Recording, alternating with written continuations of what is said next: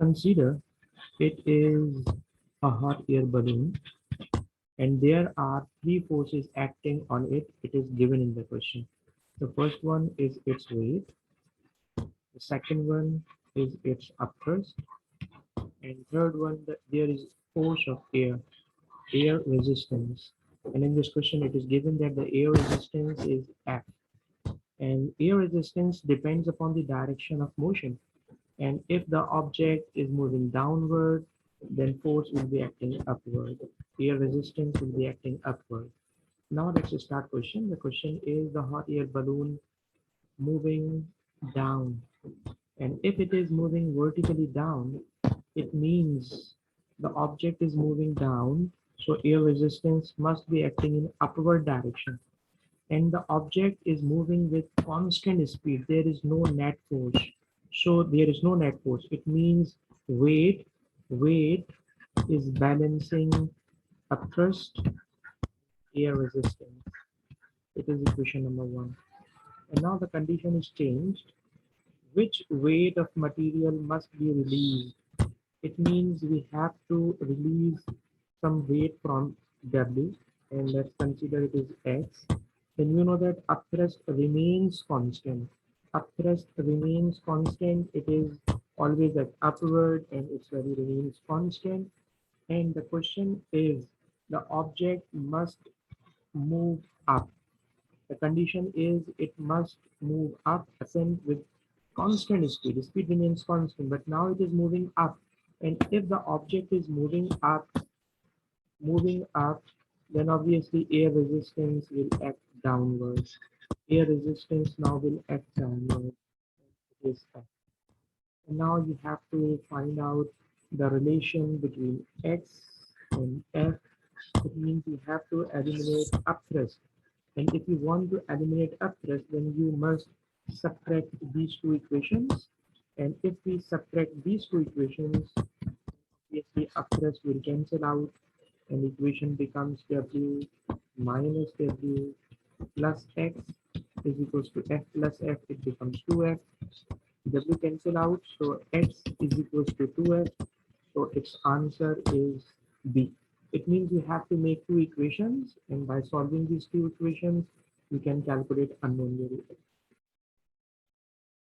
In this question number 9, you have to use equation of kinematics. If you read the whole question, there is no discussion of time.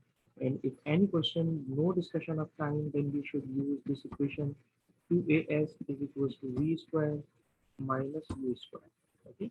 And in this question, when the engine is switched off, the car come to rest. Come to rest means final velocity will become to zero, as well as acceleration will be negative.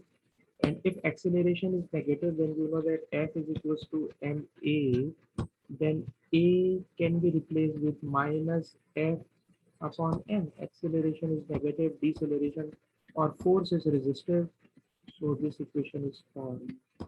And now in this equation, you have to find out the relation between force will be changed, and how far. It means you have to calculate S. It means there are two important factors, force and distance. And you know that mass remains constant, P is a constant, and initial velocity, same initial velocity. So it means u square is also cancelled, minus is also cancelled out. And now if you study the relation between F and S, then it shows that the product of F of S is equals to constant. All the quantities are constant. It means force and distance are inversely proportional to each other. So when the force is F, the car is covering a distance of 100 meters. When the force is resistive force is F, then distance covered is 100 meters. But when you change the force, now new force is 0.8 F, then obviously distance will be changed. And if you use the relation inversely proportional, then in inversely proportional relation, you will straight multiply 100 F is equals to 0.8 F into S, and you have to calculate S, then S will be 125 meter.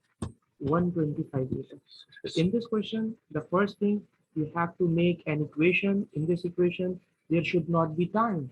Without time, I have made an equation, and then I see which quantities remains constant. So constant quantities are cancelled out, and after cancelling out the constant quantities, I have found the relation between force and distance. It is inversely proportional.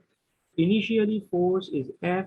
The distance, stopping distance covered by car is 100 meter. But when you increase force from F to 0.8 F, you have changed the force. Actually, force is reduced. Then obviously car will cover more distance, and it is by the relation inversely proportional. So I have calculated that car will cover now distance of 125 meters.